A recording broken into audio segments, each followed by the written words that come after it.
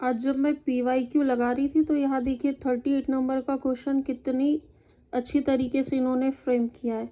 जैसे यहाँ पर स्टेटमेंट दिए है, यहाँ बोला है कि भारत के संविधान में 20 भाग है। पहला स्टेटमेंट ये है।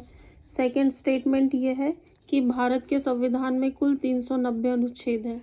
जैसे ही आपने दोनों स्टेटमेंट पढ़े होंगे तो आप क्लियरली इसको एलिमिनेट कर दोगे, क्योंकि 20 भाग नहीं है, 22 भाग है, और 390 अनुच्छेद भी नहीं है, 395 है।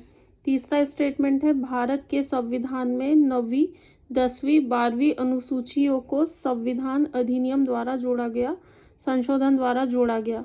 अब यहाँ थोड़ा आप कंफ्यूज हो सकते हो। जैसे आपको पता है 9वीं से लेकर 12वीं अनुसूची को संशोधन से जोड़ा है। इन्होंने 9वीं, 10वीं और 12वीं अनुसूचियों का जिक्र किया है, 11वीं का नहीं किया है। लेकिन ये स्टेटमेंट सही इसलिए होगा क्योंकि उन्होंने ऐसा भी तो नहीं कहा कि जो 11वीं अनुसूची है उसको संशोधन से नहीं जोड़ा गया। उन्होंने 11वीं का जिक्र ही नहीं किया।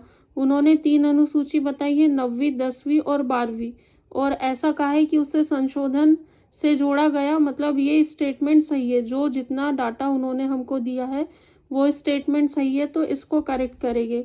तो जब आपको पता है कि पहला और दूसरा जो स्टेटमेंट है सही हो ही नहीं सकता, तो यहाँ से 2 है, आप इसको एलिमिनेट कर दोगे। यहाँ पर भी 2, 3 आ रहा है, इसको एलिमिनेट कर दिया, और इस वाले ऑप्शन में 2 आ रहा है, इसको एलिमिनेट कर दिया। तो सीधे सीधे सी आंसर जो केवल 3 है वो सही सामने निकल के आ जाएगा। तो इस तरीके से भी इसमें एलिमिनेशन टेक्निक हम यूज़ कर सकते हैं।